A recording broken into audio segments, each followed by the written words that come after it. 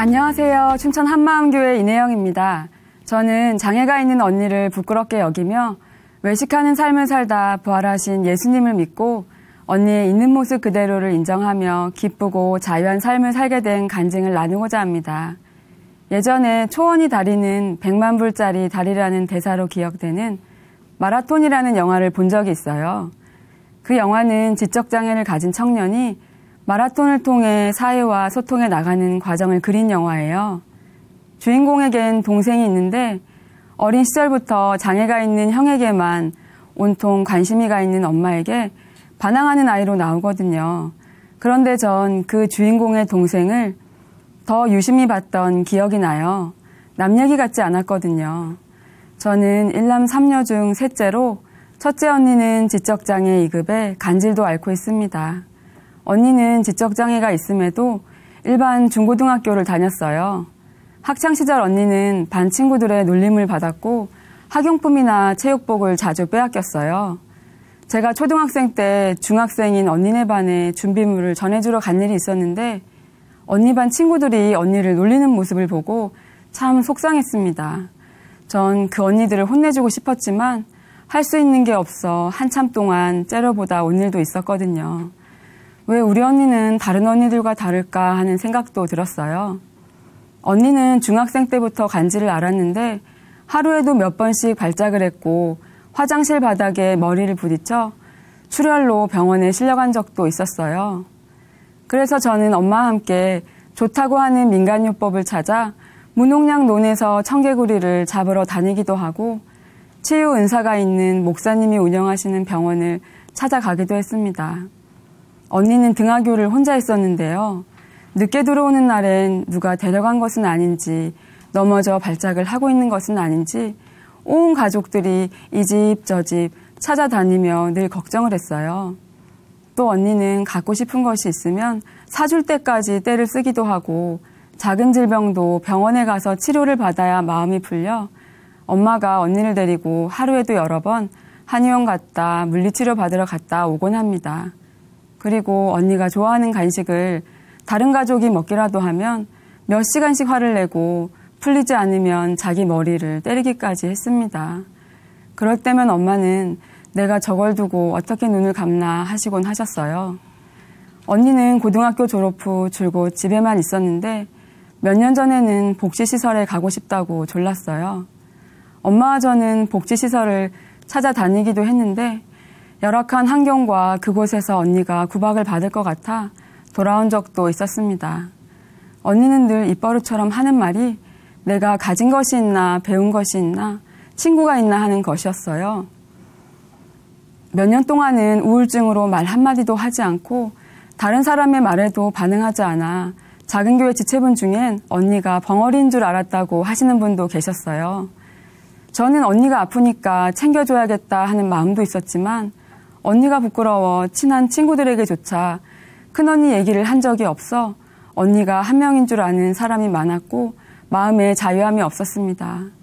그리고 항상 챙겨줘야 하는 언니로 인해 일찍 철이 들어 셋째 같지 않다는 말을 많이 들었는데요. 나라도 내일은 내가 스스로 해야겠다는 생각이 들었고 나까지 부모님을 힘들게 하면 안 된다는 생각을 했어요.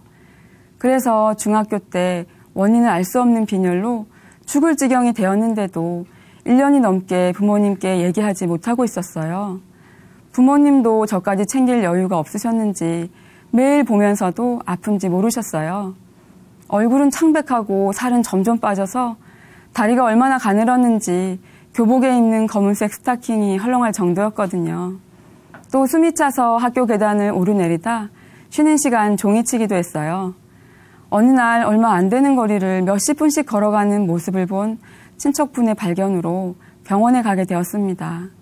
의사 선생님은 저를 보시며 사람 몸에 필요한 혈액의 20%밖에 없는 상태인데 지금까지 살아있는 게 기적이라고 하셨어요. 저는 백혈병 검사 등 여러 검사를 받으며 이제 죽나보다 생각했습니다. 그 당시 교회를 다녔던 저는 하나님께 살려주신다면 열심히 신앙생활 하겠다고 기도했었는데 다행히 이번 치료 후 완쾌하게 되었어요. 또 저는 어릴 때부터 소심하고 내성적이라 학창시절 내내 스스로 발표를 해본 적이 없었어요. 그래서 통지표엔 늘 발표력이 요구됨이라고 써 있었어요. 중학교 때 국어 시간이었는데 선생님께서 번호 순서대로 책을 읽으라고 하셨는데 전 긴장을 잔뜩 하고 있었어요. 내가 읽을 문단을 속으로 연습하느라 정작 다른 사람들이 어디를 읽었는지 몰라 선생님께 혼난 적도 있었어요. 이런 성격은 직장에 가서도 변하지 않았는데요. 퇴근할 때 먼저 퇴근하겠습니다 라는 말을 못해서 남들이 갈 때 항상 끼어서 갔었어요. 서류를 정리하느라 미처 못 따라간 날엔 다음 퇴근하는 사람이 있을 때까지 일도 없는데 야근을 한 날도 있었어요. 그리고 저는 세상에서 보이는 모습을 중요하게 여겼어요. 그래서 직장에서도 세상적인 어려움이 없는 사람인 양 포장하고 살았어요. 누군가 집안 얘기를 물어볼 때면 나도 모르게 얼굴이 굳어지곤 했어요. 직장에 있는 사람들의 삶은 세상적으로 부족한 것이 없어 보였고 우리 집은 늘 부족해 보였거든요. 어느 날은 언니 상태가 괜찮아 보여 엄마 언니와 옷을 사러 간 적이 있었어요. 근데 거기에 같은 과 직원분이 쇼핑을 하러 오신 거예요. 전 깜짝 놀라 얼른 인사를 하고 옷도 제대로 보지 못하고 나왔어요. 그 직원에게 삶에 지치고 질병에 찌든 가족들의 모습을 보이기가 싫었고 더욱이 언니가 남들이 알아듣지 못하는 말을 쏟아내기 전에 도망치듯 나왔어요. 또 어느 비 오는 날 언니와 교회 함께 간 적이 있었는데 물웅덩이를 조심하라는 말이 끝나기도 전에 언니는 물웅덩이에 빠져 신발이 다 젖어버렸어요. 전 순간 아이 멍청아 라고 외친 뒤 누가 봤을까 나도 모르게 주위를 살펴보게 되었어요. 그리고 언니가 정신병원에 입원한 일이 있었는데 입원 수속을 위해 병원에 함께 가야 했지만 직장인이 바쁘다는 핑계로 가지 않았어요. 직장에서 언니가 아프다는 것을 알리고 싶지 않아 연가를 내지 않았거든요. 결국 작은 교회 지체가 함께 가주었어요. 이런 이중적인 모습에 마음이 힘들었습니다. 이렇게 내 마음이 오픈이 안 되고 자유함이 없으니 친구들, 직장 동료에게 복음을 전하기도 힘들고 전하더라도 힘이 없었어요. 사실 우리 집은 작년에 큰언니로 인해 너무나 힘들었어요. 작년 초 언니가 밤새도록 발작을 한 후 병원에 입원하게 되었는데 차도가 없어 10년간 끊었던 간질약을 먹게 되었습니다. 그때부터 격려는 없어졌는데 분노, 폭력 증상이 심해졌어요. 언니 마음에 쌓였던 상처, 외로움, 분노가 폭발하는 것 같았어요. 어느 날은 새벽에 잠옷바람으로 집을 나가 소리를 지르고 돌아다녀 언니를 붙잡으려고 동네를 몇 바퀴나 뛰어다녔는지 모릅니다. 동네에서는 언니가 미쳤다고 소문이 나서 얼굴을 들고 다니기가 부끄러웠어요. 어느 날은 죽고 싶다며 집 근처 기찻길에 앉아있다 순찰 중인 경찰에 붙잡혀 현행범으로 조사를 받기도 했습니다. 작은 교회 지체들과 언니를 데리러 경찰서에 갔었는데 무서운 눈빛으로 노려보며 차에 태우려는 지체들과 몸싸움을 하고서야 겨우 집에 왔어요. 작은 교회 예배 때도 이상 행동으로 아이들을 울리기도 해 작은 교회 지체들도 참 힘든 시간이었어요. 언니로 인해 우리 가정은 사는 게 사는 것이 아니었어요. 밤마다 소리 지르는 언니 때문에 편히 잠을 잘 수가 없고 무슨 일이 벌어질지 몰라 마음 졸이다 보니 이런 상황들이 지긋지긋하고 집에 가는 것도 싫어졌어요. 나가려는 언니를 붙들고 씨름하다 가족끼리 싸우고 원망하는 것이 심해졌습니다. 엄마와 저는 아빠가 예수님을 안 믿어서 이렇게 힘든 거라고 아빠를 원망하기도 했어요. 언니를 붙들고 온 가족이 회개 기도를 했는데 병 낫기 위해 회개해야 한다고 하니 예수님을 믿지 않는 아빠도 입술로 회개 기도를 하셨어요. 그러나 가족 모두 상황만 크게 보이고 마음은 굳어져 기도도 되지 않았어요. 이런 저와 가족들을 보고 작은 교회 지체가 아빠가 예수님을 믿는 것이 언니 병이 낫기 위해서라면 언니가 병 나은 후에는 예수님을 믿지 않게 된다고 했어요. 아빠도 우리 모두도 부활을 통해 부활하신 주님 앞에 설 때 그분을 믿을 수 있는 거라고 말해 주었어요. 역사적 사실인 부활 위에 세워지지 않은 신앙은 신념일 수 있다는 것을 그렇게도 많이 들었지만 놓치고 있었어요. 부활이 사실인지 부활의 의미가 무엇인지 기도하며 사복음서와 사도행전 말씀을 읽고 또 읽었어요. 죽음이 두려워 예수님을 모른다고 부인했던 우리와 똑같이 연약한 베드로가 어떻게 담대하게 예수님의 부활을 선포하다 순교할 수 있었는지, 제자들은 부활을 증거하다가 핍박을 받으면서도 어떻게 핍박받는 것을 더 합당하게 여기며 기뻐할 수 있었는지, 또 예수님이 부활하셔서 하늘 보좌 우편에 계신 것을 증거하다 돌에 맞아 죽은 스데반을 보게 되었어요. 죽음 앞에서 자신의 영혼을 예수님께 맡겨드리는 스데반을 보며 어떻게 십자가에 처형된 청년에게 자기 영혼을 맡길 수 있을까? 내가 아무리 존경하는 사람이 있어도 내 영혼을 맡길 수는 없는 것이었어요. 정말 제자들이 스데반이 예수님의 부활을 보았구나. 예수님이 진짜 성경대로 이 땅에 오신 하나님이시구나 확증하게 되었어요. 그리고 부활로 모든 말씀에 아멘하게 되었어요. 저는 교회 다니셨던 할머니 영향으로 초등학생 때부터 교회를 다녔지만 하나님이 살아계신지에 대한 확신도 없었고, 인생은 내가 남한테 피해 안 주고 열심히 살면 된다고 생각했어요. 그래서 교회에 처음 와서 내가 죄인이라는 말씀을 들었을 때 난 남한테 싫은 소리 한 번 안 하고 살았는데 내가 왜 죄인이야? 이해를 못했어요. 그런데 부활로 모든 말씀에 아멘이 되니 말씀을 내 관점이 아니라 하나님 관점에서 보게 되었습니다. 로마서 5장 12절에서 하나님은 죄는 아담 때문에, 누구 때문에가 아니라 모든 사람이 죄를 지었다고 하셨어요. 내가 마귀처럼 하나님을 마음에 두기 싫어하고 내 마음에서 왕노릇하고 살았음을 알게 되었어요. 마귀는 이 죄로 바로 지옥인데 하나님은 나를 살려주시려고 독생자를 보내주신 것이었습니다. 창세기 말씀에서 하나님이 자기 형상, 곧 하나님의 형상대로 사람을 만드셨다는 말씀을 보며 하나님이 정말 내 아버지시구나, 그래서 찾으러 오셨구나 감격이 되었어요. 이름 모를 개 한 마리가 다쳐도 너무나 마음이 안타까웠는데 그동안 저는 하나님이 나 때문에 죽어주셨는데도 눈 하나 깜짝하지 않고 너무나 당연하게 여기고 있었어요. 예수님의 핏값으로 천국은 가고 싶으면서도 여전히 예수님을 믿지 않고 인생을 내 마음대로 살고 싶어 했던 내 마음을 비추어 주시는데, 이런 마음이 하나님 앞에서 얼마나 비인격적인 것인지 알게 되었어요.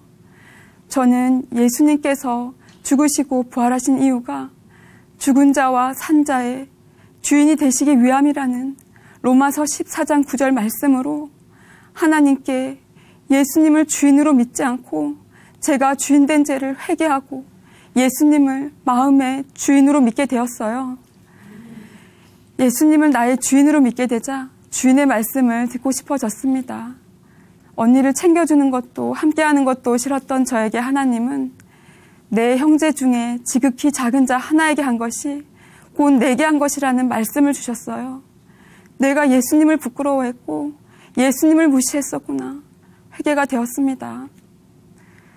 그리고 어느 날 사고 소식을 전하는 뉴스를 보게 되었는데요. 내 가족이 아니니까 참 안 됐구나 하는 생각만 잠깐 들고 마음의 요동이 없는 거예요. 그때 생각이 나며 그동안 언니를 내 언니, 내 가족이라 여겨 힘들게 살았다는 생각이 들었어요. 언니의 주인도 예수님이시고 혈육의 가족일 뿐만 아니라 교회 공동체의 지체라는 것을 알게 되었습니다. 이제는 매주 주말이면 언니와 1박 2일 함께하며 예배를 드리다 보니 언니의 행동이나 말에 따라 화부터 내지 않고 이해를 하게 되고 언니도 저를 믿고 함께하게 되었어요. 요즘도 가끔 언니가 화가 나면 집을 말없이 나갈 때가 있어요. 그렇지만 이제는 염려하지 않고 하나님께 기도를 드립니다. 그리고 항상 중보기도 해주시는 작은 교회 지체들이 있으니 마음이 늘 든든해요. 또 소심해서 사람들 앞에서 말하는 것이 힘들었던 저는 작은 교회 예배 시간에 일꾼이 무슨 말씀이 좋았냐고 물으시면 늘 얼굴이 빨갛게 되어 있었는데요. 그랬던 제가 지금은 작은 교회 예배를 드리며 좋았던 말씀을 나누다 보니 어느새 담대한 사람이 되었어요. 지금은 아파트 노방전도도 하고 명절에는 가정예배를 인도하며 친척들에게 부활의 복음을 반복적으로 전하고 있습니다. 얼마 전에는 고등학교 친구들을 만나 그동안 한 번도 한 적 없는 우리 언니 얘기를 하며 복음을 나누게 되었어요. 그래서인지 친구들도 예전과 다르게 말씀을 잘 들어주었어요. 큰언니는 공동체의 기도로 폭력과 집을 나가는 증상이 많이 줄어들었고 요즘은 매주 같이 예배를 드리러 가요. 사실 언니의 말이나 행동이 보통 사람들과 달라서 박자에 안 맞게 큰 소리로 찬양을 한다거나 하면 사람들이 쳐다보고 수근수근 하는데 우리 교회에서는 이상히 여기는 것이 아니라 기도해 주시고 인사해 주시니 언니가 너무나 기뻐합니다. 저를 잘 모르시는 분들도 언니가 교회 안에서 길을 잃고 헤매고 있으면 언니 위치를 저에게 알려주시고 복음으로 교제도 해주세요. 다른 사람들과 소통할 줄 몰랐던 언니가 이제는 지체들과 웃으며 얘기하고 자기가 아끼는 간식도 나누어주는 사람이 되었어요. 예전에는 작은 교회 예배 시간에 말씀을 나누라고 하면 몇 년 동안 난 우울증, 불안증이 있고 누가 나를 힘들게 했다는 똑같은 말만 했었는데 이제는 언니가 찬양을 선곡해서 선창을 하면 모두가 기쁘게 찬양을 합니다. 얼마 전에는 예배 시간에 복음을 전하라는 말씀을 받고 언니가 아빠한테 가자 하는 거예요. 어디에 가냐고 하니까 교회에 가자고 하며 예수님이 우리 죄를 위해 죽으시고 부활하셨다고 했어요.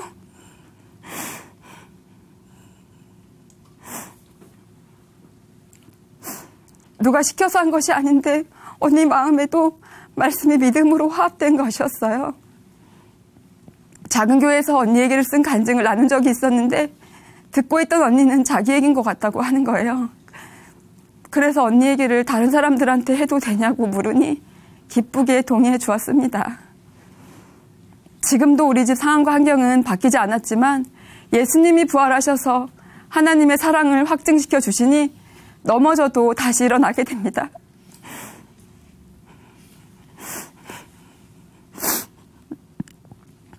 전능자가 오셨다 가셔서 이미 저희 옛사람을 죽이시고 항상 기뻐하는 새 피조물로 만들어 놓으셨어요. 내가 용을 써서 그렇게 살아가려고 노력하는 것이 아니라 예수님이 이미 이루어 놓으신 신분을 믿음으로 누리는 것이었어요. 그리고 죄를 지을 때에도 넘어져 있지 않고 예수님의 보혈을 의지하여 하나님께 나아가 씻어주시기를 기도하게 되었어요. 죄사함도 새 피조물 된 것도 모두 눈에 보이지 않기에 부활로 확증할 수 있음을 감사하게 되었어요. 예수님을 믿지 않고 내가 주인되어 언니를 부끄러워하며 평생 눌리고 포로된 삶을 살았던 저를 만나주셔서 기쁘고 자유한 삶을 살게 하신 하나님께 감사드립니다. 이제는 공동체와 함께 이 예수님을 증거하며 달려갈 것입니다. 감사합니다.